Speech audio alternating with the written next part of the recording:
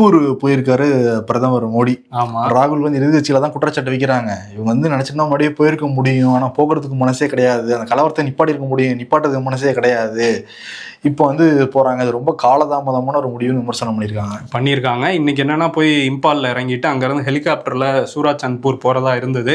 ஆனால் என்னன்னா இப்போ ஹெவி ரெயின் மழை வந்து அடிச்சு ஊற்றிக்கிட்டு இருந்ததுனால பை ரோடே வந்து போயிருக்காரு சூராச்சந்த்பூருக்கு பிரதமர் மோடி.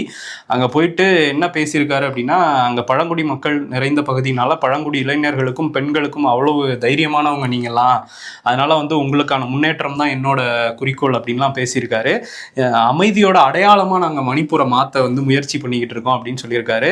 பள்ளத்தாக்குலையும் சரி மலைப்பகுதியில் இருக்கிற மக்களுக்கு இடையிலான அந்த அமைதி பேச்சுவார்த்தை ஆரம்பிச்சிருச்சு. நான் உங்க கூட இருக்கேன். பிரதமர் மோடி வந்து மணிப்பூர் மக்கள் கூட இருக்காரு. இந்திய அரசு வந்து உங்க கூட இருக்கு. அதனால வந்து அமைதிக்கான எல்லா வழியும் பார்ப்போம். வீடுகளை இழந்தவங்களுக்கு வீடு வந்து கட்டித்தரப்படும் இப்படிலாம் வந்து பேசியிருக்காரு.